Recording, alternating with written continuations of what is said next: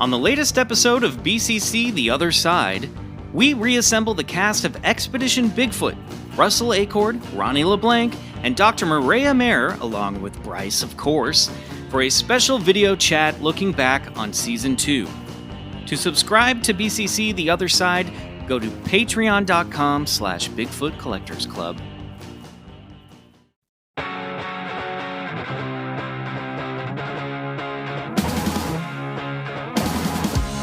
It's Bigfoot Collectors Club with Bryce and Michael.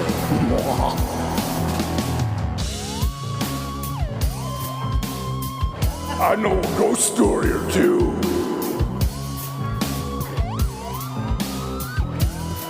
Let's do this. Hello, everybody, and welcome back to another episode of Bigfoot Collectors Club, the show where we talk to amazing guests about their personal paranormal history and share stories of high strangeness. I am your host, Michael McMillan. With me always is your other host, Bryce Johnson. And our super producer, Riley Bright. Hello, boys. What's up, man? Oh, welcome to April. It's officially spring now.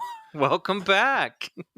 Time no longer exists. Time has no meaning except to the flowers.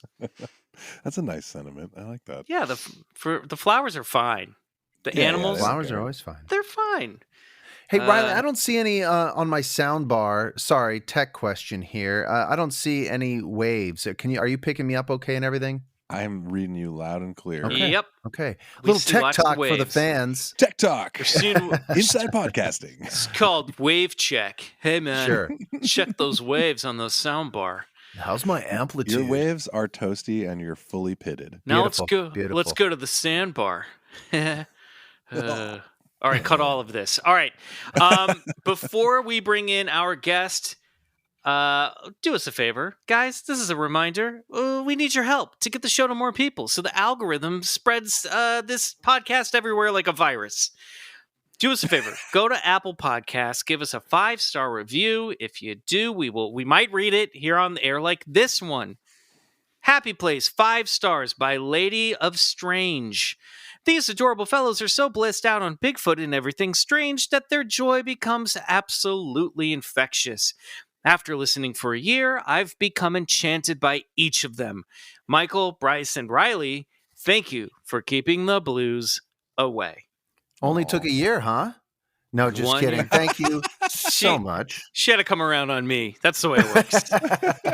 They love Riley first, then they quickly embrace Bryce, and then 8 months later, they're like, I think Michael's cool. We can do this. That guy's not bad. That guy's not bad. He means well. He just likes to talk. We have a great guest by, I'd say, some popular Instagram demand. I'm just pulling up the script for the show. Don't mind me. This is real behind the scenes tonight, everybody. Yeah, you're seeing how the sausage is made tonight. That's right. Our guest tonight is a writer whose work you can find on Medium and Hunt a Killer blog. She grew up loving mysteries and weird stuff, which explains why she is the co-host of the podcast Guide to the Unknown alongside her brother, Will Rogers. Club Scouts of the world, please give a welcoming salute to Kristen Anderson. Yay! I probably shouldn't be saluting myself. Hello. No, that's good. Get in there. Celebrate yourself, Kristen. If this year's taught us one thing, and so we should celebrate ourselves. You're how not are you, wrong. Kristen? Welcome great. to the show. Thank you so much. I'm so excited to be here. And how are you guys? Pretty good. Yeah. All Happy to things have considered. you. I mean, Today's a good day. Yeah, but it's rare that we get to talk to somebody who has their own paranormal podcast. That's right. Boy, what a rare joy I am. A real diamond in the rough. Yeah. Tell us about your show a little bit, Guide to the Unknown. Sure. So my brother Will and I host it, and we dig into a topic from either the world of the paranormal, sometimes just straight up horror movie stuff. But even if the topic isn't a horror movie, we pretty much always find a way to weave pop culture in there somewhere because we're both kind of nuts about it. And it's a good time. We do what we can. It's lighthearted. You're not going to find like real hard-hitting journalism there, but you might get a little creeped out Sounds and have a familiar good time. around here. Yeah, right. I can see why we have like a little bit of overlap in listenership. It feels right. It's a soft commitment to facts, you know. Like an understanding with them, not necessarily of Yeah. them. The understanding is like we might not engage with you that much. I read more than 5 website articles for today's story of high strangeness. It's going to be great. Oh, then you're Look good. at you. Yeah, I'm an Good. expert. So how long have you guys been doing the show now? We've been doing it since, let me see, 2017. So we're coming up Whoa. on 4 years. Oh, wow. You're That's- just lockstep with us. Oh, yeah. I know. I noticed that. We started around the same time. I Yeah. guess it's good that I came on so we know that we are separate podcasts and not just like, one person masquerading back and forth. It's possible. I mean, we are losing our minds. I can't believe Yes. we're already, past 150 episodes into this thing. But, Isn't it nuts? Did you guys expect to be going this long? I don't Bryce? think we expected anything. We just started, and then I think that's all you can we do. can't stop.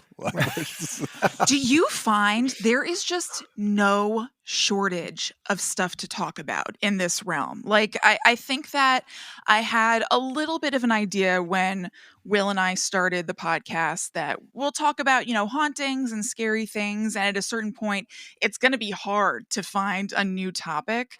And Yeah. it's absolutely not. Our spreadsheet is still massive because there's just no end to it. The fact that it's unknown and unproven means that stories pop up like crazy and catch fire. Do you find the same thing? I mean, we found the exact same thing. And when we first started, we were like, okay, well, we'll hit the basics. There's this Bigfoot video, and then there's that the Loch Ness monster, of course. And Sure. we'll go after that. We'll go from there after that. But I mean, the list has just kept growing, and I keep a possible episodes Google Doc, and it's always growing. And I think what's amazing about this sort of paranormal topic is that it's so deep. There's so many layers to it, and there's so many things you can get into. So I think we felt the exact same way. It's absolutely true. Have you saved any of the big guns, or did you go to town right away and you were like, Bigfoot, Loch Ness Monster? I know you've talked about Amityville, but things like that, did you kind of like shoot your load really quickly, or have you been trying to like save some of the biggies? We're saving some. I kind of was like, if we're going to keep this going, we got to have, we're real Hollywood over here. So we're like, we got to have like our tent poles. You know what I mean? So there's still Ooh, some. you are Hollywood. There's one lately that Bryce, and I don't want to say it because I think we're going to finally do it this summer. Where Bryce is like, we got to do this one. Let's do this one. I was like, not yet. Let's just save it. We'll make it a deep dive. And now some of these bigger ones, we're like, we're going to make them deep dive, for everybody. So, well, that's the you guys have thing something to too. look Some forward to. of the big ones, they're like, okay, we need to dedicate at least 1 or 2 episodes, or you know what, the podcast date comes up fast. So we're like, I don't have time to research that. I'm going with something smaller. So, but it's a mixture of all three. But yeah, we have a few big topics we have yet to cover, but we're going to get to them. Yeah, I know at least one of them because I suggested it to you for when I came on, and you said that there was already something in the works. So I'm really looking forward to it. So Oh, sorry nice. about that. It's a special. Oh, no. Special one I'm saving. So we'll find out when the time is right. And if it doesn't happen, then I'll give you a call back and you can come on the show. No, this is getting it's really this whole episode so far has been inside podcasting. You're so right. Did you see that meme that's going around that says that you know that you're a podcaster when you can recognize in waveform? Oh God. I can't listen to the show anymore because that's all I hear. Kristen. Yes. What is your personal paranormal history? How did you get into this stuff, and have you had any weird experiences yourself?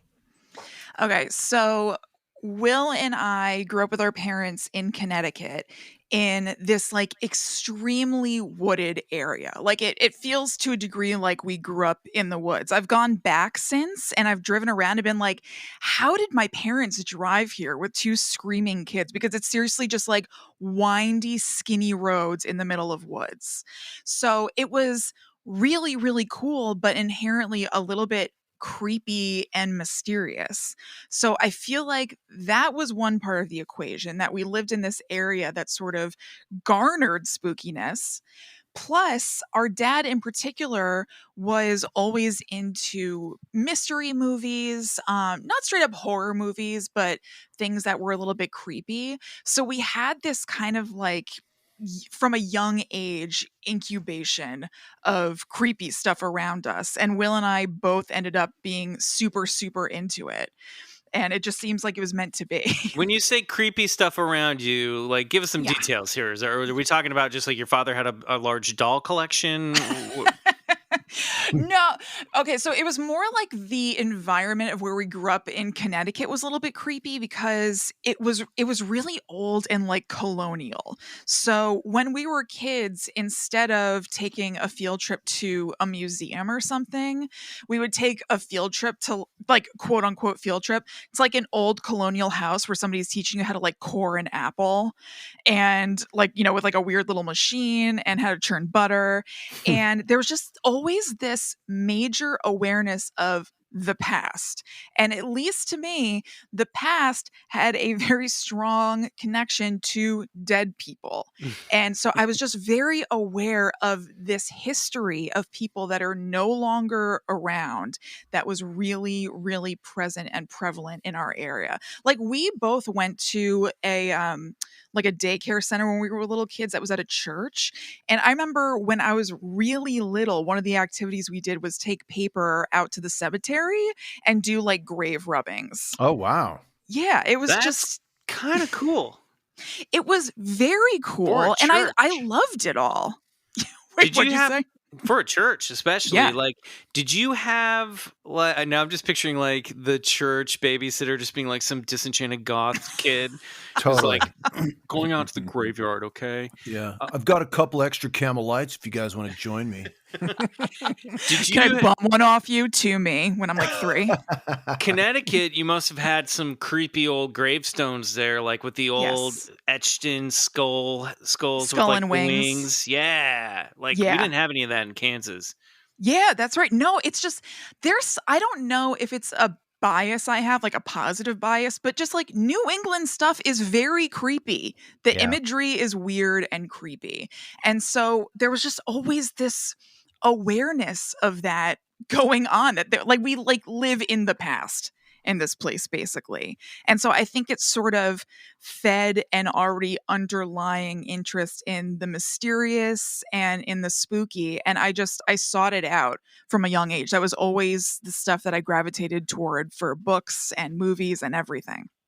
Did you guys, Bryce and Riley, growing up, was there like an old town, like fake old town that you could go to that showed you what the past was like? 'Cause there definitely was where I grew up, like Oh, the one that yeah. Kristen's describing.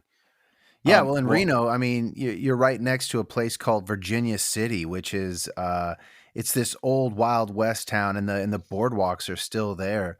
Oh Um, wow.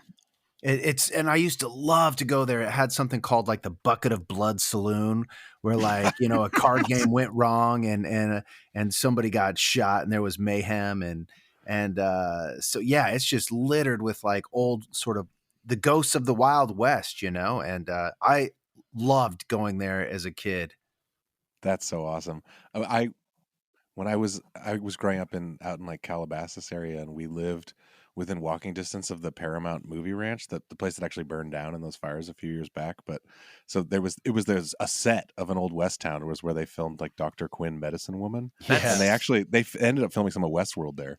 But when I was a kid, I used to go and hang out in that set like all the time. It was like my favorite place to walk to. So I love that growing up in California, your old West town is just a fake old West town. right, yeah, fully, 100%. Yeah, it was a very Hollywood version of an old West town.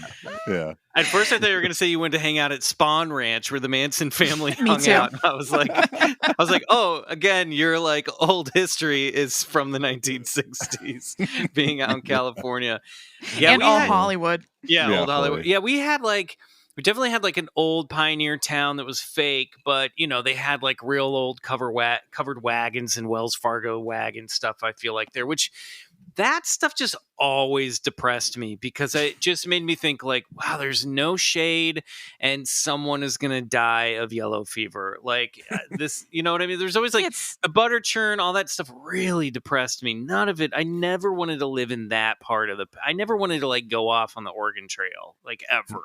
Mm. That's what I was going to say. It's like you were living inside the Oregon Trail, like computer game. Yeah. It was just not super into getting cholera. No, the Oregon Trail game is just to like type in the name of the girl you have a crush on and your best friends as your kids. You know, that's what that's for. And then someone gets bit by a snake. Yeah. Inevitably. And then I have to shoot a buffalo.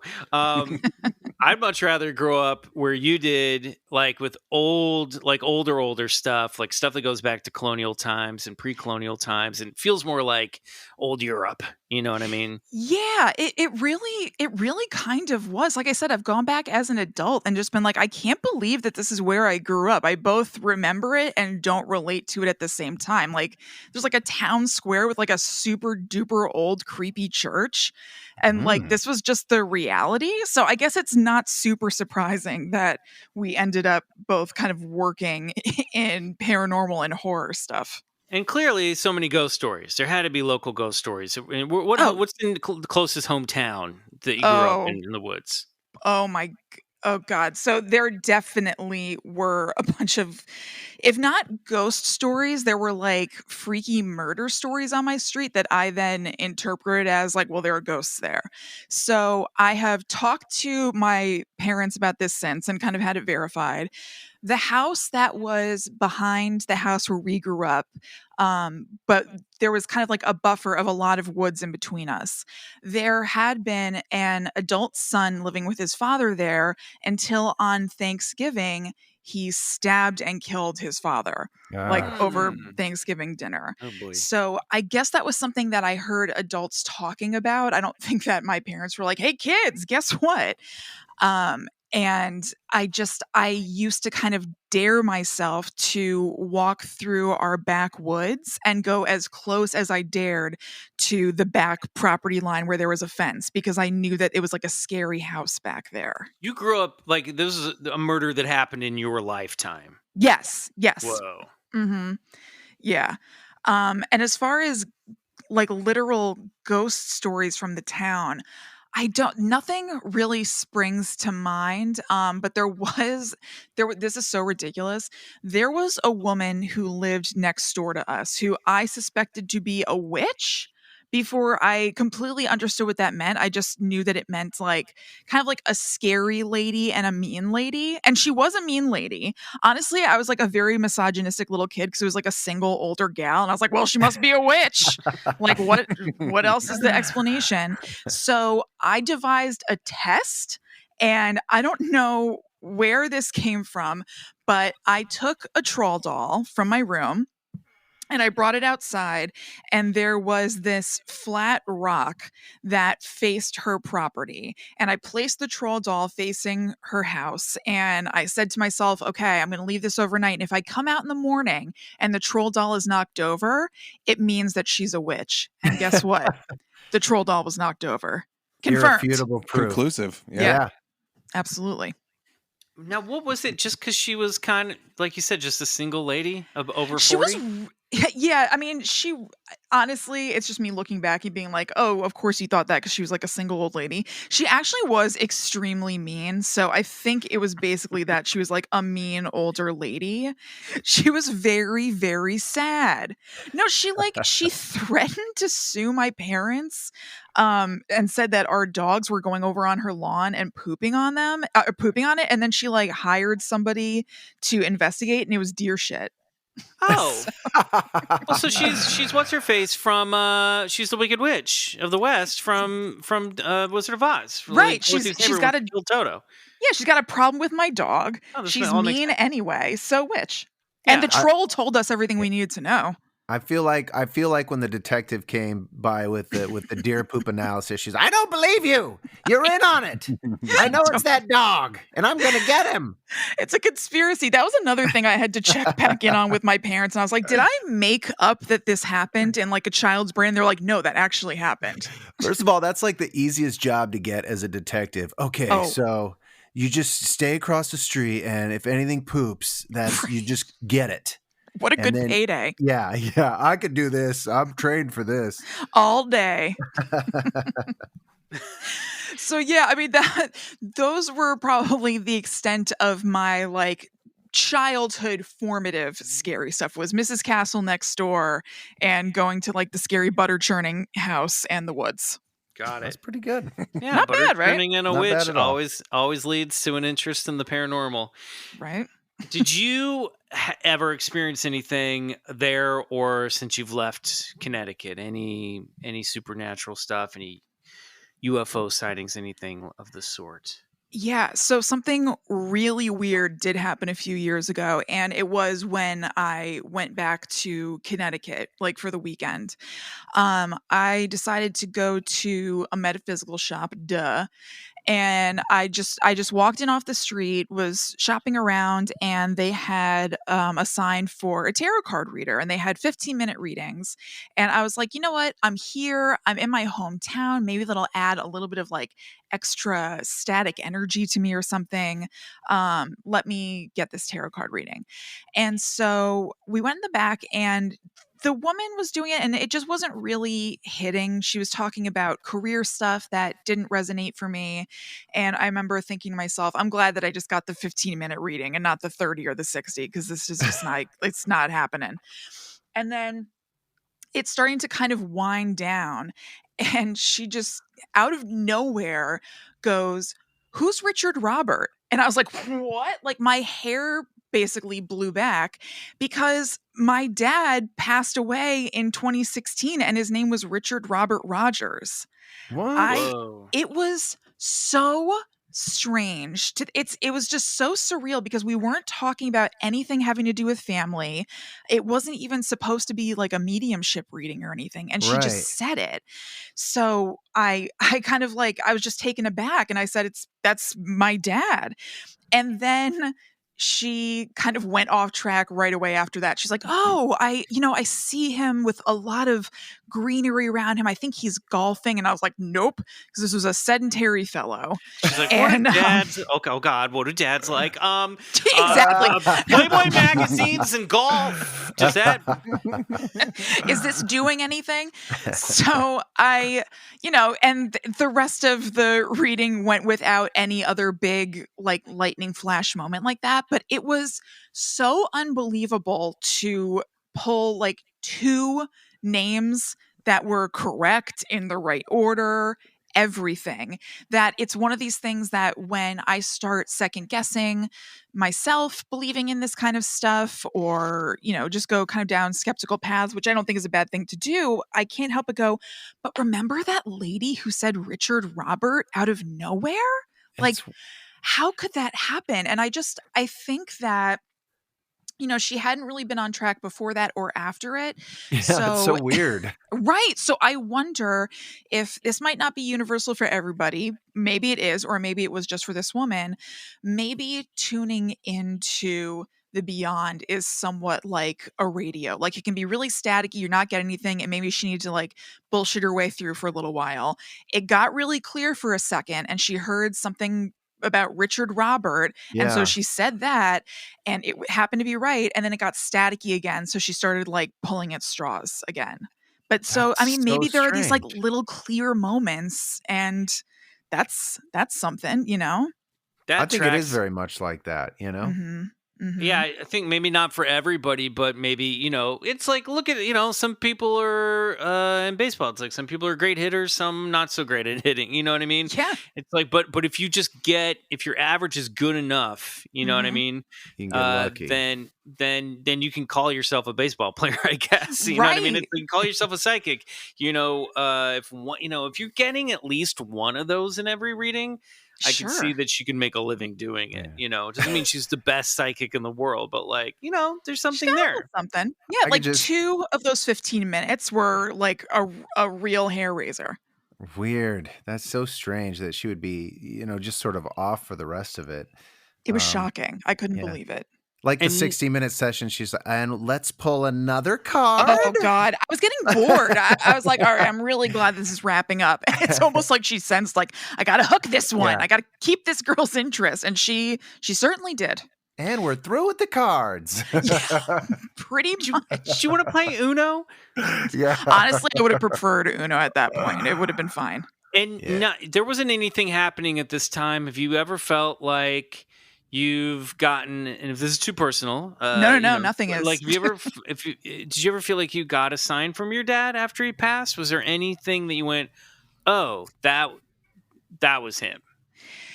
So he passed like both like kind of slowly and then suddenly. He was a lot older than other dads for my age.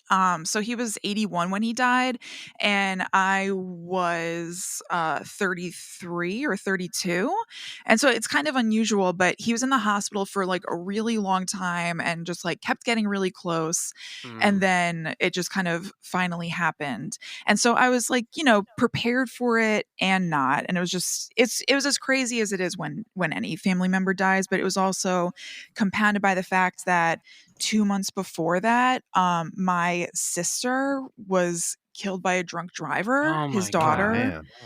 So it was this like insanely surreal, like really, really awful time. And so they basically, what I'm saying is that they had both died like really close to each other. And then like a week after my dad died, my friend called me and was like, hey, my sister completely forgot that she booked a psychic party. And so this woman is coming over tomorrow and she hasn't invited anybody. And like, I know that it's very soon, and so like, feel free to say no, but like, would you like to come? And I was like, yeah, you know what? I feel ready. I was prepared basically, even though it obviously sucked when it happened, but I was like, let's do this. So then all day, the day of the party, I will say it may have been a little soon. Not that I was like super affected, but I think that I may have had like poor psychic medium etiquette. I think I was kind of like a hog.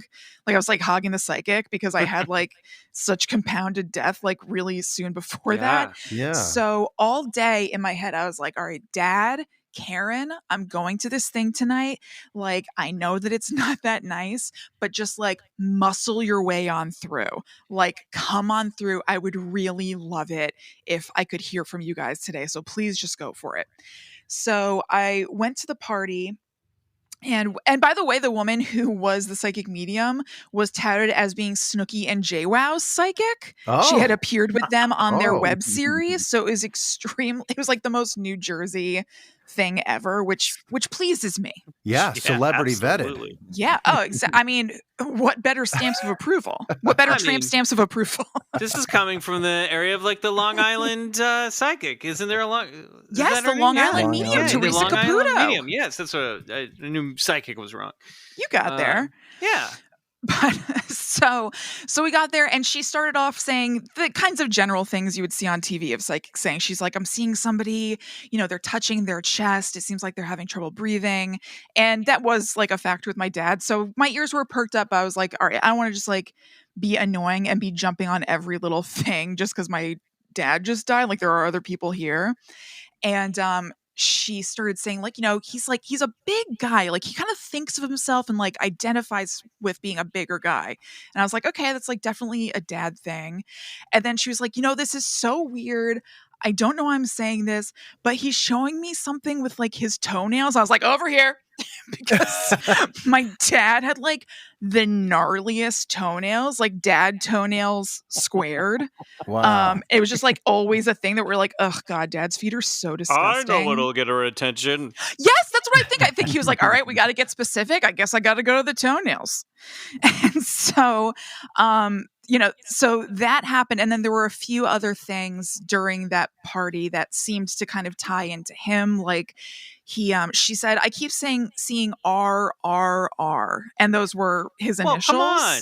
Wow. I know. Come on. That's pretty close. Yeah. It was pretty cool. And then she said something a little bit later. Like this is where I felt like I was like getting like too zealous and cocky. I started to be like, that's me. But she was I'll like, take that one.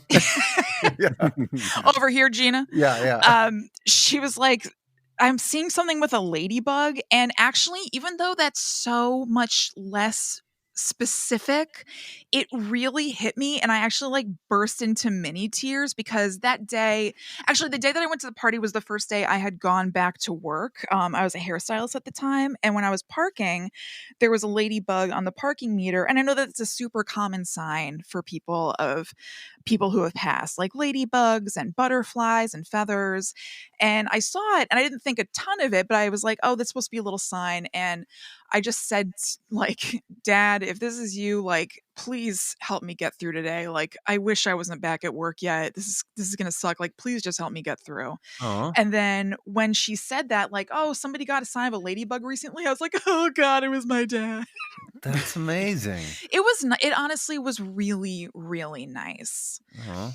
Yeah. That- And no, Huge. go ahead. I mean, I feel like that's. I mean, the other story is fascinating too. But like, I feel like he clearly is. I don't know. I'm going to say it has come through a few times. That. Those are all hits. You know what I mean? Yeah. Those are definite hits for sure. Did you get any sort of communication from your sister as well, or were there any messages relayed that you had a better feeling about the reading after it was finished? In other words, was anything relayed to you? Any type of messaging or? No, you know what? So in this at this party thing with my sister, there was something that I actually didn't catch, which is surprising because I felt like I was like jumping all over this woman. She did come to me and said something about my sister that was like, I don't even remember it because it was so non-specific. And I was like, oh, you know what? I think I'm kind of reaching. But then she said, I'm seeing she said, did your sister like to go to the racetrack? And I was like, no. And she's like, I'm seeing like fast cars like going around. And I was so fixated on her referring to a racetrack Right. of it all and not getting that I was just like, no, I don't think so. And then when it ended, my friend was like, could that have been referring to the car that crashed into her? Like it was going really fast and she was seeing this like speeding car. And I was like, oh, you know what? I didn't even think of that.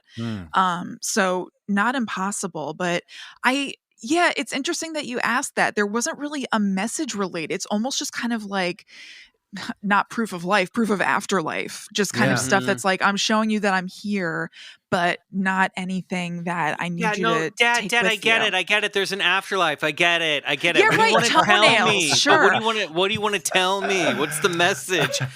You know what? Now that you say that, we did get a little something like that at another event. This was years apart. This thing that I'm about to say just happened right before probably COVID lockdown. Will and I went to a seance at a haunted bookstore to do an episode about it. Oh, that sounds fun. Oh my God, it was awesome. I loved it. And so we went in with just kind of like, not in a mean way, but low expectations. Like, this will be an interesting thing to do. It would be awesome if something came through, but like almost a little bit more of a curiosity. And again, I don't know. I guess our dad knows that we're looking for him out there when we come to these things. He seemed to come through. They're going to another paranormal event. Well, I guess, guys. I'm Hold trying my- to golf on the other Yeah. side over here. Hold my Jeez. golf Oh club. my God! If he It's took like- up golfing on the other side, Finally get a chance to golf, and my kids Right. keep trying to contact me. they pop on by. Well, Michael, you're not super far off. So she said some stuff that was cool. That was again just sort of like recognition, a hit sort of stuff.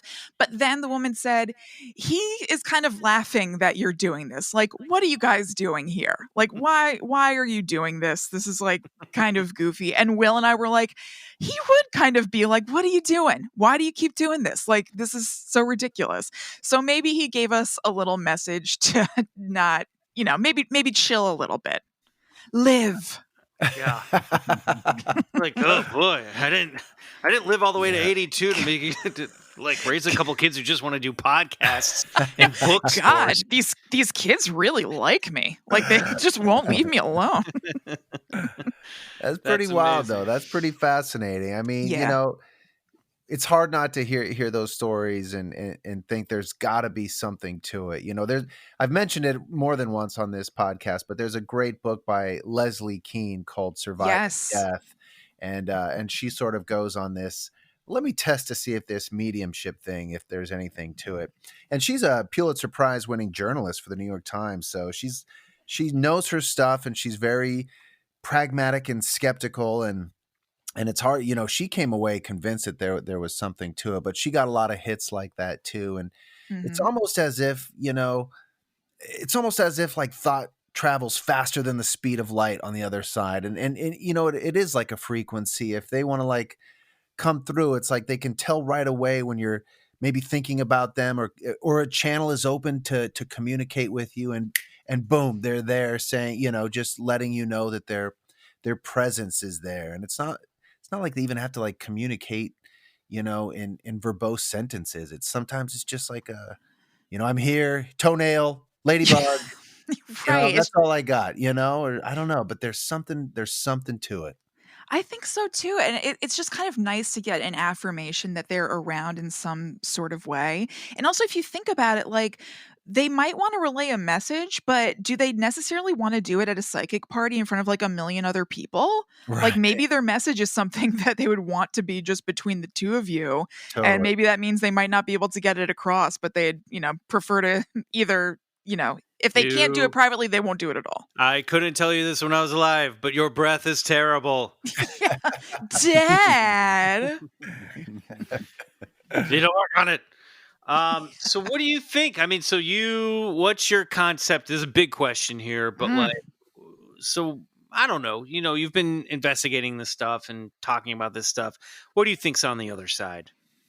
God, I still don't know. And I'm endlessly fascinated by it. I think that there's something, but it's so easy for me to kind of come down or go down one path and be like, no, but what about this?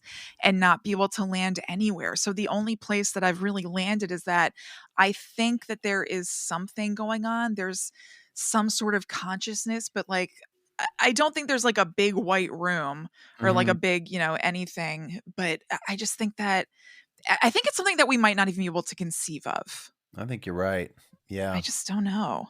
Well, we'll Bryce, all find out.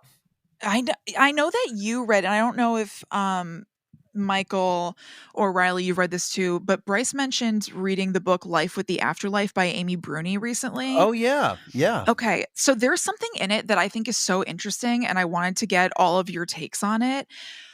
In the book, she's quoting John Tenney, but he's talking about the theory that maybe ghosts continue to evolve in the afterlife Yeah. the same way that we do like on Earth. Like it's not like, somebody dies at 50 and that they keep the exact same Yep. personality, opinions, mentality as their 50-year-old self. Maybe they just like they keep learning and evolving. What do you guys think about that? Well, first of all, leave it to John Tenney to think outside the box and I know, kind of right? blow your mind with a concept like that. But I had never heard that before, and I've, been reading about this stuff forever, and I hadn't had my mind blown in a long time before that. yeah, I love that concept, Mhm. right? That it's just another stage of our evolution. And, I know the Egyptians felt that there were trials and tribulations to be had in the afterlife as well. And it wasn't just, a place of eternal rest. So I think there is something to the idea that, you know, perhaps when we reach the other side, we can. I don't know. Is it like you just, like you said, you go into a waiting room and like, well, when do I get to go back? Oh, tomorrow? Yeah. Okay, great. Let me know. But maybe there is something to that. What do you guys think, Mike? Well, Adela Levine, medium and intuitive, who's been on the Mhm. show a bunch, she's basically said the same thing, that you continue to learn and grow, and depending on kind of where you leave things at in this life, in this realm, that's going to kind of help you work things out in the next. It's kind of like basically like, some people think, oh, I come back in a next life to work on the lessons I didn't learn. But Mhm. she's promoted the idea that, like, no, once you cross over, you continue those lessons and continue to evolve, and they continue to keep going basically to a higher state of consciousness, is the way that I've interpreted it, Hmm. on the Yeah. other side. So I that makes sense. I mean, you have to fill all that eternity with something. You know what I mean? Yeah. Like Right. you have to like, I don't know. And I also think the concept of eternity isn't even a linear concept. I think it's out, of course, I think it's outside the model of space time where Yeah. everyone's existing. So, um, Yeah, I but yeah, love that. I mean, I hope that's the case, yeah, I right? think Like, so. And honestly, like, the Mormons have a similar concept from the studying I did about it for research for various roles, but like the idea of like, everyone who dies eventually goes on to, and I think it's just limited to men. I'm going to say, I think it's unfortunately limited to men. So there's some flaws in this. I could be wrong, Mormons. All right, I don't guess come I'll at catch me. you guys on the flip flop. Don't come at me. But the basic idea, this concept of like when you die, eventually your soul grows on to become a god, and then you create your own universe. You know what I mean? So that Interesting. there is this ability to like evolve past the death state into some like real, and that like the god of our universe was somebody who did that. You know what I mean? Mm-hmm. Which I think is a very like fascinating idea in and of itself. Like that's a great sci-fi concept. Yeah. Yeah. I don't need it to go that far. I don't need to become like a god ruler of a planet. Yeah. Maybe just like work on myself a little bit. Just like a solid dude. Yeah, just try to be a good guy. Okay, so what that makes me think about a little bit, this concept of kind of like evolving to a better version of yourself, is that usually when you're evolving and changing, even though that's ultimately a good thing, it's usually kind of painful. Like you usually end up evolving because of something that was hard, or just the process of changing can be a little bit painful and difficult. But the afterlife is, supposed to be kind of a chill place. So like, how does that evolution happen without discomfort and pain? But it's not, I mean, our mythology and our religions tell us that that's not necessarily the case, right? Like there's the concept of hell, there's the concept of limbo, purgatory, or just so those higher could all be states of consciousness. steps. So vibrational planes, in the New Age. So you might end up in a place where like, okay, you're taken care of here, but this is a school and you've got some like, you got a little bit of tough time. You got some work to do, and this might be a little bit painful to reflect on all the harm you did in your life, right? And maybe that comes flooding back at you. You know what I mean? Imagine if you die and you're somebody who's done just horrible shit to people on this planet, and what you're met with on the other side is a sudden sense of empathy where you have to feel the way that every single one of your victims or every single thing that you inflicted on somebody felt. You know what I mean? Oh my God, we're going to get Ebenezered. Well, that's that to me, that's like a form of hell that's self-created. You know what I mean? And it's sort of, to me, I'm just pulling this out of my ass here, but I know. That's interesting. But there could be shit like that. We don't know. That's why I think it's like, yeah, be creative, be on the love path, always try to aim towards the higher self and higher vibrational decisions, I don't know why I'm all about vibes tonight, but like vibes, man. I'm and hell is into just it. like a really rough but I don't know. therapy. Yeah, I don't think it is all. I think it's like a natural place, but I don't think it's necessarily always blissful. Yeah, I guess I do don't know. too. I guess my knee jerk when I even said that was thinking about like the idea of the afterlife as heaven. But realistically, if I think that, I don't think that, or excuse me, as I say that out loud, like I don't think that that's really what the case is. Like if there are people who are on the other side or beings or whatever, I don't think they're constantly just having like the best time ever. I do think it's probably just sort of like a weird mirror image of our reality here. Like there are people here on our plane that are great people and there are assholes. And I think that there are people on the other side who are great people and there are assholes.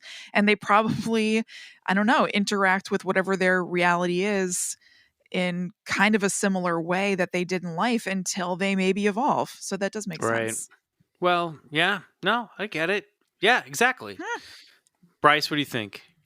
Yeah. I quite mean, over I there. was kind of digging on that, become your own God concept. I can get. Let's not abandon He's that. got I can get. Meanwhile, Let's not Bryce abandon is like, that. what like- about this empathy crap? Let's I want to not- own a planet. Yeah. Online filling out an application to the Mormon Church. Let's Wait a not minute, abandon what? that entirely. What if, like, when you die, you become a new star in the sky, and you get your own solar system with because like in Ooh. astrology, it's like each planet represents like a certain mythos or a certain god type character, and I mean, Bryce, You you know- might Oh, want to check yeah. out the Mormon Church. I'm just saying that I think we've made I a might discovery have to tonight. look into that. Yeah, I like that concept. I could get totally down with that. All right, we'll have a discussion off air about some of this stuff. All right, Kristen, we have a game we love to play with all of our guests.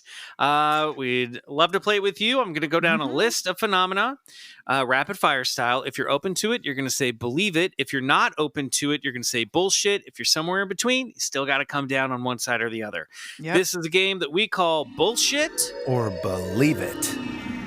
All right, Kristen Anderson, on your mark, get set. Ghosts. Believe it. UFOs. Believe it. Bigfoot.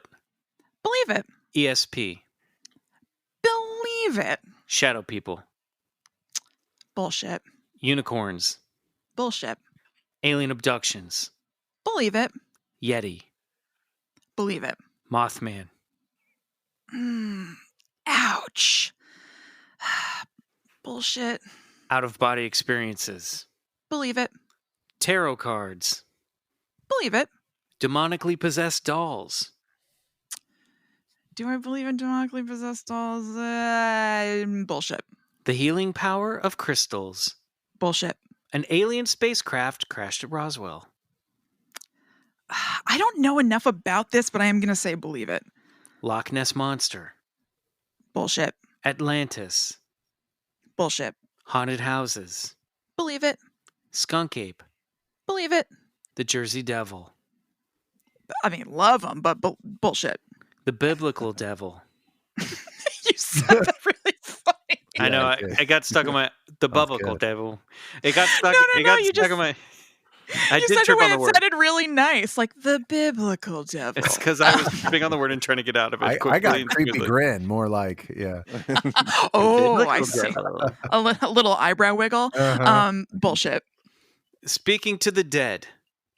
Believe it. Mermaids. Bullshit. The government is hiding the truth about Sasquatch. Bullshit. Past lives. I think bullshit. Life on other planets. Believe it. Life after death. Believe it. Not bad. Well done. You made it through. Well done. Thank you. I'm a very diplomatic, like middle of the road person, so it was a little tough. I wanted to say nah for like all of them. I think we kind of got that actually. Calling bullshit on Mothman, huh? Yeah. Look, I love Mothman. I would say that he is, like a lot of people, my favorite cryptid, but just like I don't think a physical Mothman is out there. Let's say that. Okay. Like I'm more willing to think that there is some sort of like interdimensional trickery going on, like there might be with Bigfoot, but I don't think that there is an actual Mothman who is in a nuclear power plant somewhere or like below Chicago O'Hare. Yeah. Great. I'm with you on that. We'll take interdimensional. Yeah. Oh yeah, every time, all day. Extraterrestrial Mothman. Believe it. Yeah. Yes, that I believe. Anything else that popped out of you? They're like, I have to say this. That I have to clarify. Yeah. Tarot cards, like I don't think that necessarily they are like super magic, but I think that they could be a tool for you to be able to communicate with the universe or the beyond. Like you're giving them a keyboard. I love that. For a second. I'm 100% with you. Yeah. Mm-hmm. Great. Yeah. Visual And then there was language. something I thought was on here and that I've been grappling with saying. I thought that you guys ask about astrology. Oh, I think it was on an older list, but feel Okay. free to throw that in there. I hate to say it, but I just don't resonate with it at all. And I wish I did. So I was going to say bullshit, but feel a little bit bad because I know a lot of people like it is their thing, but it just, Well, I'm I glad just you don't went out get of your it. way. I'm glad you went out of their way to have your guilt trip. You know, Oh, man, I'm with you on that. and Really? it's like it's a point of contention with Grace and I, my girlfriend, because like her whole thing is she's just like, well, that's exactly what your chart says you would say. So I guess you do believe in astrology. And I'm like, I can't win. I love it. There's no way out. The thing that frustrates me is that look, I said believe it to a whole lot of things. I'm willing to go there with a million things. I can't get a straight answer on why the planetary movements make us act a certain way. I get the what. I do not understand the why. Why is this happening? Why does it have that effect? No one can ever answer that for me. Honestly, people usually don't even answer it at all. They kind of end up answering a different question. And anytime I have gotten an answer, I'm like, I don't know about that. You Yeah. know, we need to have Heidi Rose Robbins on this show. Oh, 'Cause she's I am somebody aware of her. who I have multiple friends say is great. I've been wanting Yeah. to get a chart reading done by her for a long time now. Mhm. So I'm just going to put that we haven't really done like a good astrology That would be look a check great on idea. this show. I'd love to listen to that. My fam's been the wife and the kids are interested in like all their charts all of a sudden. They're like, "What's my sign again?" And wait, what are my attributes? Even my wife Dawn, who's pretty skeptical about all of it, but we had a conversation that kind of came down to astrology, which also led into numerology, which is very well much connected. You know, like the date you were born and the numbers. And I had this old book by Dan Millman. He's this author. He was the author of Way of the Peaceful Warrior. But he had this book that was all about numerology and Pythagoras, and it was called "The Life You Were Born to Live." And you would enter the date of your birth and all that stuff, and he would sort it out into numbers, and you would do this basically a chart, you know, astrological in form, but really funneled through the idea of numerology. And my God, was it so fucking accurate? It was like it was incredible. So I don't know. I do believe those, you know, those planets in at least the planets near us have influence over us. I know that sounds so crazy, and I don't know why. Perhaps maybe there's more, you know, because there's a lot of like, you know, esoteric philosophy where the planets aren't just these balls of mass, but they actually have, you know, perhaps consciousness themselves. You know, they're their own entity, you know, and like the god of the Mars has sway over wartime and stuff like that. And I don't know what I'm saying, but I do love that kind of stuff. Yeah. Yeah, I love, like, I even really like the idea of saints, how they all kind of have their own little domain, you know, so that kind of thing does appeal to me. Maybe It's interesting. Going back to my, like, let me be a god with my own star theory. Maybe that's why I'm hanging on it. Like, yeah, I have sway over all of the minions in my solar system. There seems to be a theme here. Yeah. Something's happening. There's like a Hollywood theme and this god like theme. Bryce is trying to take some control here. He's losing control. Look, aren't we all? Whenever I hear numerology, I just think of Glynis McCants from Coast to Coast whenever she'd come on the show. And then she'd always be like, well, George, Hillary Clinton's going to win the presidency. Like, she was always wrong. Like, whatever she said, she was always wrong about her predictions based on numbers. So now that I don't think it's not that there's something if it helps people, what makes me think of. Yeah. If it helps, it's like with astrology, back to that, like it's a cool way of looking at like archetypes and human personalities and ways of interacting with the world. And there's much like with tarot, like it's a really interesting tool for self-reflection. And I dig it for that. And I like historically how it's like this thing that's been passed down for so many generations and everything. But there's something about it that I just can't be like, well, I'm not just that one. I'm like kind of all of them. And then Grace is like, well, that's your chart and you're rising and all this stuff. And I'm like, yeah, but now it's just like, you kind of just spreading your chips out across the board here. And then Grace looks down and realizes she's just been reading the grease off the back of a pizza box. Wait a minute. I do always do that every now and then, where I'll read a total other sign and I'll be like, that could have worked for me just as well. Totally me. Yeah, totally me. Totally. Yeah. I apparently have. Oh no, sorry. Go ahead. No. Go ahead. No, I apparently have a really weird chart. I have a friend who's super into astrology, and she did my chart, and she was like, "I've never seen anything like this before." Oh, like, really? Oh, wow. You know how it's the circle, and then there'll be like lines like going all over the place to different planets and houses and points and stuff. Right. Mine is just like lines overlapping on each other super tightly. Mine is not all over the place at all. She's like, "This is very strange." Oh wow. Oh. Yeah, it's weird. So I don't know. Maybe it's in the stars that I won't buy it. Interesting. Well, we have to take a break. When we come back, it's time for this week's story of high strangeness. Listen up, fellas. This episode of BCC is sponsored by Blue Chew. Say it with me. Blue Chew! Blue Chew is making waves and bringing more confidence to the bedroom by offering chewable tablets that can help men get stronger and longer-lasting erections. Blue Chew is a unique online service that delivers the same active ingredients as Viagra and Cialis, but in chewable form and at a fraction of the cost. Blue Chew's tablets help men achieve harder, stronger erections to combat all forms of ED, aka erectile dysfunction. Blue Chew is an online prescription service, so that means no visits to the doctor's office, no awkward conversations, and no waiting in line at the pharmacy. And it ships right to your door in a discreet package.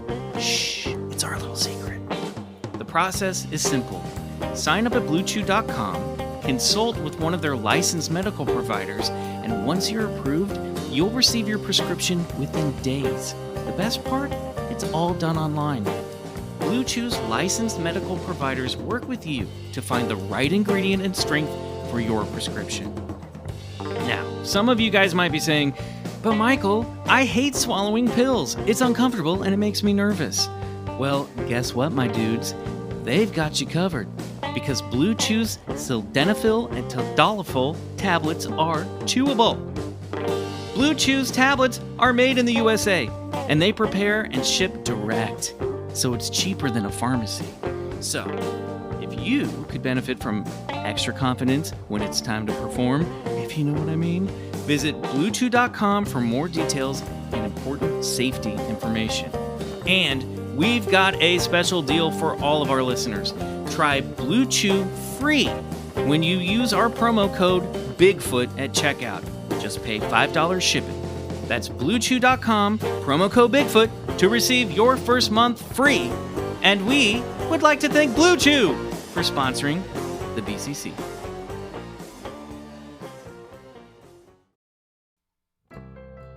BCC is brought to you by Anchor. Hey Club Scouts, Michael here. Do you ever listen to BCC and think, boy, I love this podcast? I love podcasts. Why aren't I making my own podcast? Maybe you have an idea for a true crime level documentary series about the rise and fall of Pogs, or a series dissecting the Perfect Strangers universe and its spin-off, Family Matters. Yeah, you heard me. Balky and Urkel, they were in the same shared timeline. My point is, whatever your idea is, you should make that podcast. But how are you going to do it? Let me tell you about Anchor. Anchor lets you create, distribute, and monetize your podcast, and it's for free, which is huge. Anchor provides creation tools that allow you to record and edit your podcast right from your phone or computer. Anchor will even distribute your podcast for you so it can be heard on Spotify, Apple Podcasts, and your other favorite podcast apps. The possibilities are endless for what you can create, whether it's music analysis, ooh, that's Riley's bag, or your own radio show, or something the world has never heard before, like a complete oral history of the short-lived 80s action figure line, Silverhawks. Guys, I'm feeling nostalgic today. You want to hear something else that's great about Anchor?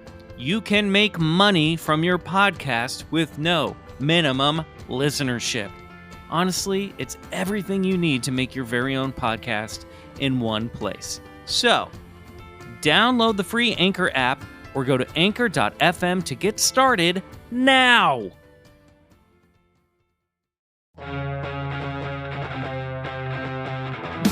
Okay, here we go. Well, we're back with Kristen Anderson, the numbers lady, and it's time for this week's story of high strangeness. So you said, the numbers lady, Glynis McCants. So when we talk about cryptids, we tend to think of lumbering giants tromping on two legs through forests or swamps in the form of a Bigfoot, Dogman, Lizard Man, Goat Man, Bat Squatch, Sheep Squatch, or any other increasingly strange bipedal monster you can think of. But this week, I thought it would be fun to remind ourselves that the term cryptozoology refers to the study of hidden animals, and that they don't always have to be of the Mothman-esque ultra-terrestrial variety to become legends or carry an air of weirdness with them throughout time. So tonight I present a case that is more local hero than nationally known. And you guys know that I'm a fan of small town cryptids that inspire course. media frenzies and monster posses. Unfortunately, no horny kid, no, I almost said horny kids, no horny teenagers, no necking teenagers in Lover's Lane in this one. This isn't a Kevin Williamson movie. To date myself firmly in the 90s. If only. Yeah. But it's got the other two.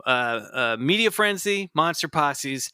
It all takes place along America's White River, which snakes through 722 miles of Arkansas, arching north from its source in the Boston Mountains up into Missouri, a few hours from where this humble podcaster grew up, and then back down southward into Arkansas again before it joins the old Mississippi. Now, glancing at it on a map, the White River, looks like an upturned fishhook, and appropriately so, because for over 100 years, fishtails tell of an elusive, giant aquatic monster swimming beneath its shores. A beast known as the White River Monster. The White River Monster, or Whitey, as he is lovingly known as to locals, is a yes. Look, Greatest monster of all. Take note. Yes, Fearsome. Yeah, is a large, unknown aquatic creature that is most associated with the White River area of Newport, Arkansas. He's been called the Loch Ness Monster of Arkansas and started making headlines around the same time as Nessie did, which may indicate a copycat act sprung from Depression-era necessity to drum up local tourism. But whatever this creature is, or its true origins may be, remains a mystery. It seems the trouble started as far back as the Civil War. An unconfirmed story tells of a large creature in White River that upturned a Confederate gunship, destroying it in the process. Local legends say that stories of a creature inhabiting the waters of White River can be traced back to the Quapaw people who used to inhabit those lands. Even though the White River monster stories didn't begin in earnest until the 1930s, the river's waters seem to be hiding secrets for generations prior. The first confirmed account of a witness encountering something strange in the water was during the Civil War, when the Arkansas Democrat reported on one Colonel Craven who snagged a large animal on a single fish line. As the colonel reeled it in, the watery beast emerged, revealing itself to be a creature unlike anything that Craven had ever seen. He claimed its eyes were set 6 inches apart, and its body was 5 feet wide, and shaped like a huge spider with numerous legs and huge claws. What? Craven's devilfish, as the Arkansas Democrat called it, doesn't totally make a reappearance after this account, but this encounter paves way for future ones. Yeah, he said it was like a giant spider monster that crawled out of the river and attacked him. Awful. It's like Pennywise in his Yeah, maybe it's a shapeshifter. Yeah. It's a glamour. So, for instance, in 1912, a group of timber workers were on a location downstream from Branson, Missouri, on the river, when they spotted a huge turtle-like creature emerge from the waters. At first, the men mistook it for a boulder before realizing it was some type of giant turtle thing weighing in around 300 pounds. Did it have nunchucks, size, a bow staff? Fresh slice of pizza. Whoa, dude! That time portal really put us in the most boring place ever. Word spread of the mysterious boulder beast, and posses rounded up nets and harpoons to hunt the monster, but the creature was never found. 3 years later, in 1915, a plantation owner near Newport spotted a creature with gray skin about as wide as a car and 3 cars long swimming in the river. Over the next few years, campers and fishermen alike would claim to see a 30-foot-long snake-like creature with a spiny backbone and a bellowing call that sounded like a cow swimming in the White River. A woman from Little Rock, Arkansas, named Ethel Smith, claimed to have seen the monster while vacationing with her family. She later told reporters, "It was making a loud blowing noise, but never did show its head or tail. It was a terrible looking thing with dingy gray crusted hide. It frightened me badly." In 1937, the first wave of Whitey mania hit. That summer, local fishermen had been noting that they weren't having much luck catching anything, as if all the fish were suddenly gone. In July, a sharecropper named D. Wyatt and his wife Sylvia from Newport, Arkansas, witnessed the monster swimming about in the river behind their house. At first, they thought it was a drowning horse and kept quiet about the incident. But the creature returned for the next few days, frolicking about in the waters, seemingly in the manner of a large dying animal. So the couple finally decided to report it to their landlord, a farmer, Bramblett Bateman. The Wyatts led him to the viewing spot on the banks of the river. Bateman, much to his surprise, saw that there was indeed a creature splashing about, which he described as having The skin of an elephant, 4 or 5 feet wide by 12 feet long, with the face of a catfish, lolling on the surface of the water. The farmer drove down into Newport to report what he and the Wyatts had seen. He proclaimed that the creature was a threat to his crops, and he was going to blow up the eddy near its location with TNT, although city officials denied him permission. It's like, okay, I'm gonna blow it up. this It's the only way. And he was the true Whitey, just like a monster with TNT, who was had sharecroppers on his property. It worked for Bigfoot, it'll work for Whitey. Yeah. Word spread, attracting onlookers, monster hunters armed with cameras, explosives, and in one case, a Thompson submachine gun. Yeah. Just like one of Al Capone's guys came out there with a Tommy gun. Hell. Hunters patrolled the banks of the river overnight, hoping to capture and kill the beast. Hoping to curb the posses and capitalize on the moment, a White River monster viewing spot was erected by the Newport Chamber of Commerce, where hopeful spectators could catch a glimpse of Whitey for 25 cents. Which, back then, 1937, that's a lot of money to not Sure. see a monster. Yeah. Like, it's in Depression era, like, that sucks. Yeah, It's a total ripoff. Road signs, but great for the town. When this is all said and done, I read that they got basically the equivalent of, in today's money, of like $9 million worth of like free press and income. Oh. Like, so it like generated my cash for God. them. Road signs were erected informing visitors, "This way to the White River Monster." The Board of Commerce announced that a diver named Charles B. Brown, a Memphis man, would be exploring the river in search of the creature, although Brown wasn't convinced it was really a monster. "In my opinion, it's nothing more than a large fish. Maybe a catfish." Newport called the day of Brown's dive a holiday, and the shores of White River were lined with hundreds of spectators from all around the country.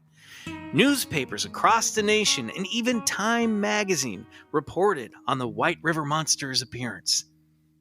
On his first diving attempt, Brown, strapped in an old-timey diver's suit and armed with a razor-sharp harpoon, descended into the river, where he discovered visibility was extremely low and floundered about in the silt of the river bottom for about 75 minutes before coming back up with nothing.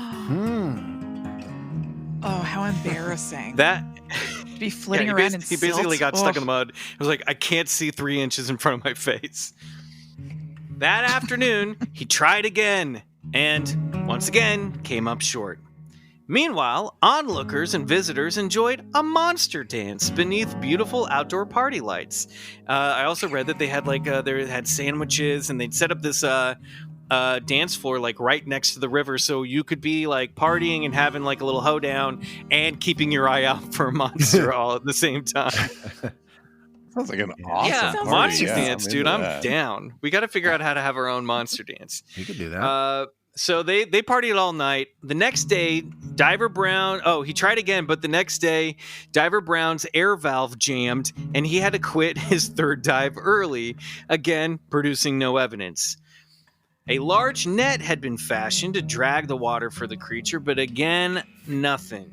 With no monster captured, the crowds, once eager with anticipation and monster fever, dried up faster than White River during fuck my face. I fucked it up. I was so proud of it, and then I ruined it. The crowds, once eager with anticipation and monster fever, dried up faster than the White River during drought season. I mean, not even worth it. However, Nailed it. No, But- poetry. No, I'm I quiet was and like, in awe. I got to that part and I gave myself a little nod. I was like, you know what? Good job, Michael. And then I so excited I fucked it up. However, by the end of 1937, and the White River Monster flap, over 100 eyewitness accounts were reported. So some people were seeing something. Whitey remained dormant for a few more decades until it returned for another wave of sightings in 1971. On June 26th, a Newport resident named David Jenks saw a large gray creature he estimated to be about 1,000 pounds swimming in the river. He also emphasized that the monster had a large pointy bone protruding from its head.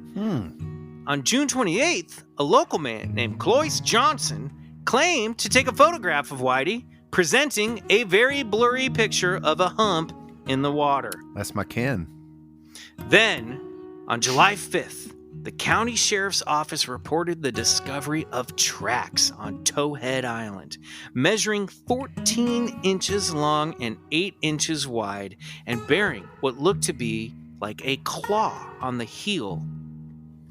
Two men, Ollie Richardson and Joey Dupree, set out to investigate the new sightings in the area just north of the original 1937 flap. Their boat struck an object in the middle of the river, which raised them into the air. The terrified investigators didn't see the creature, but they were convinced it had given them a warning shot. In 1973, an Arkansas law protecting the creature was passed, designating the areas from Newport and Jacksonport to Possum Grape the White River Monster Refuge, making it illegal, sorry, that's very important terminology here, making it illegal to injure or kill the old river monster, where I wish, hopefully, dearly, it still swims peacefully to this day. The end. Bravo. Well done. Well told. That's well beautiful. told. Yeah, so, people saw something in the water, don't know what it is. He becomes a local hero and then gets his own refuge. And it's illegal to kill him. I think that's a beautiful story.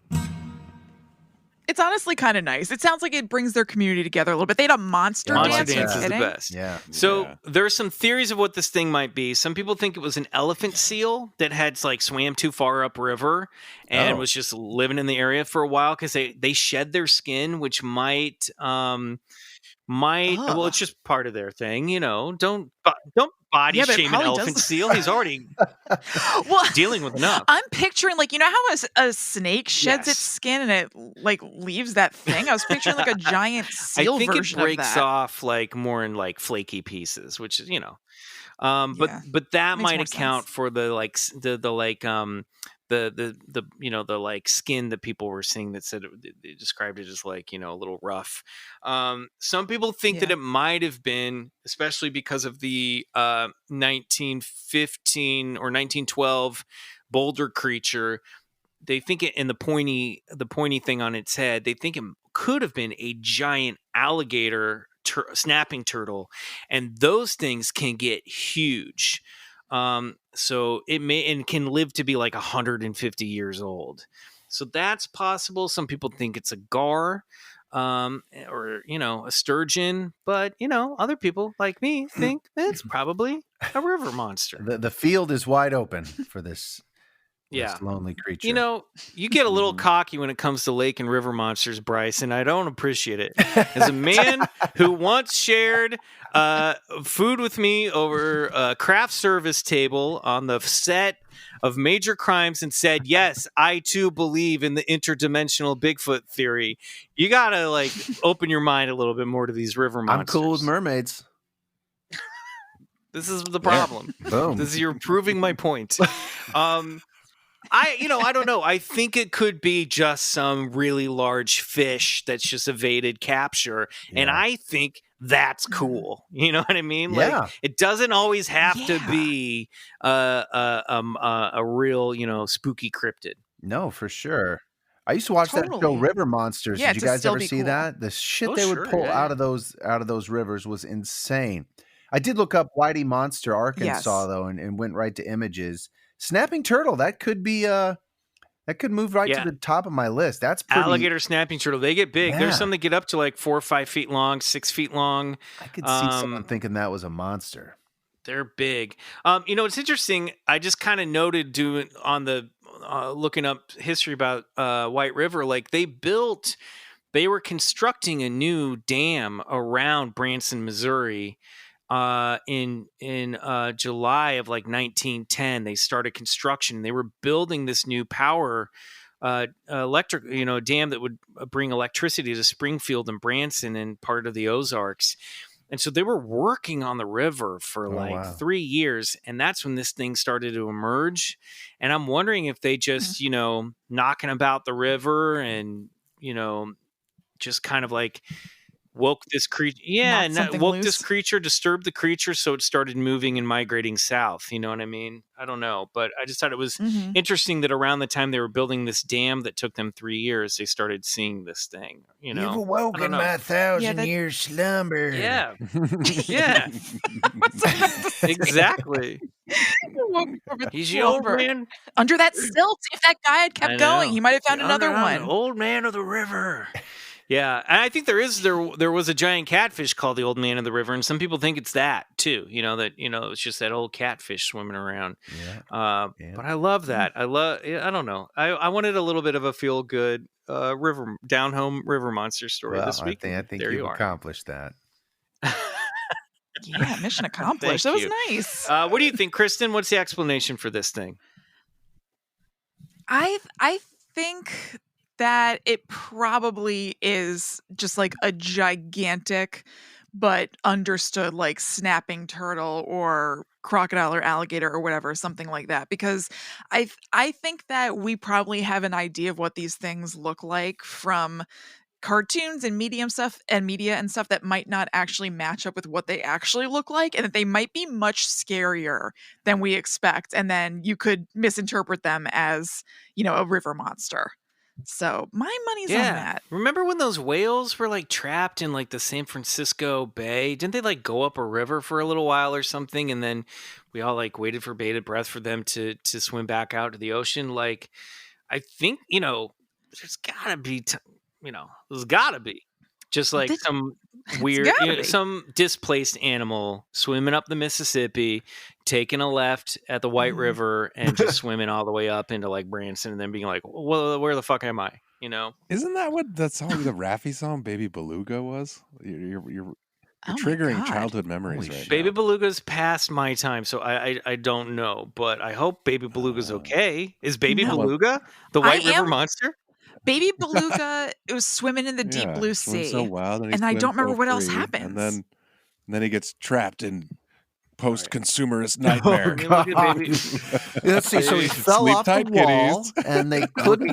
They brought the king's horses, and then the king's men. I remember that.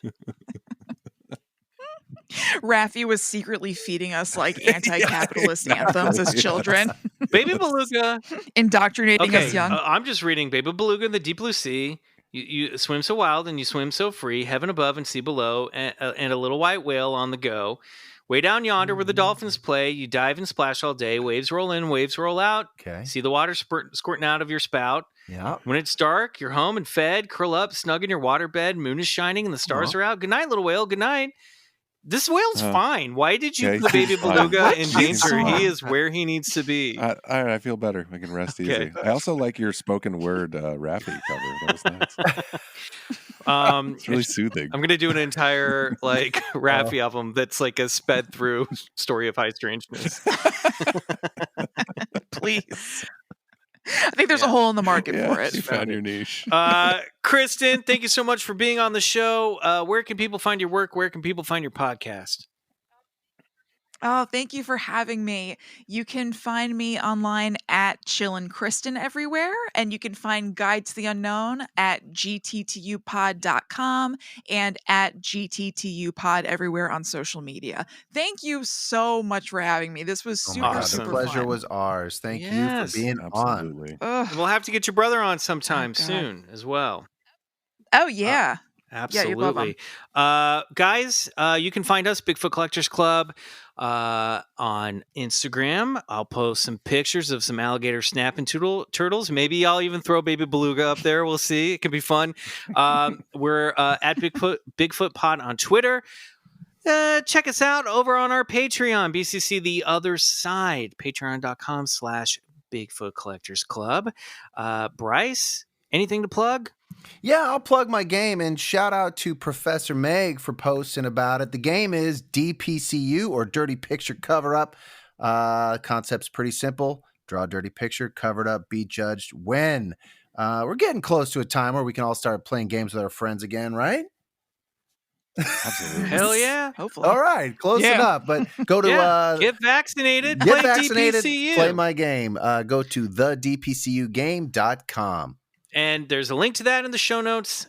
Every episode, so check it out there as well. Riley, what do you got? So the Spindrift album is coming out soon, and it is available for pre-order. We're about to get the vinyl master back from the test pressing. We're really excited. And Ooh. so to celebrate that, I thought, and you guys don't know about this yet, but I'm just throwing it out there, that at the end of this episode, I'm going to drop a track from the album. Oh, so shit. you guys can hear what's coming. This song is called The Phantom Rider. It's about a ghost cowboy, and it fuck features yes. your girl, Grace Mitchell, Oh, on lead fuck vocals. What? Yeah, dude. That is so great. That's awesome. Love this. What a way to end an episode. Kristen Anderson, thank you. To the rest of you, we'll thank see you next you. week. Till then, good night, and go And- get shit. Go My get gosh. shit. Go. How many times have we done I, that? don't, I got excited to hear this song. Okay, He's moving in on my territory, Riley. say it again, Brian. Sorry, good night. And go get regressed. All right, take it away, Riley.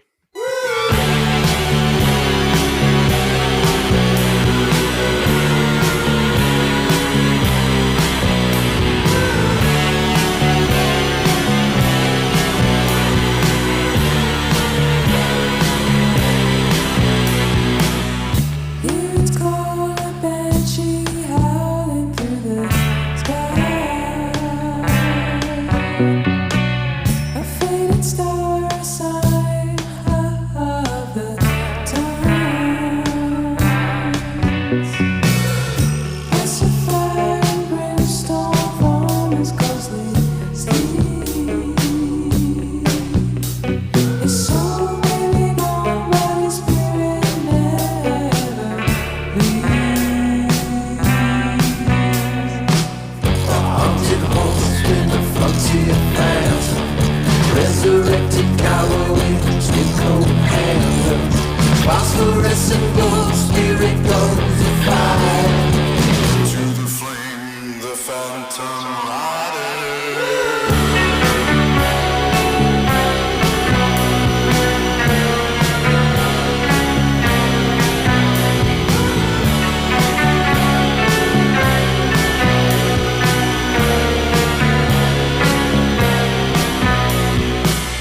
Sort of spirits not of this earth.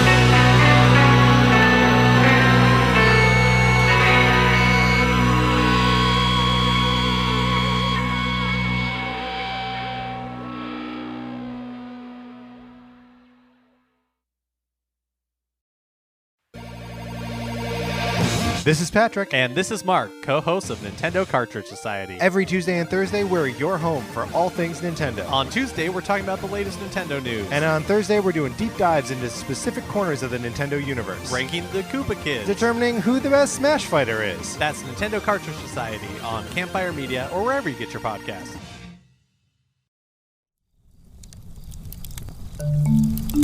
Campfire.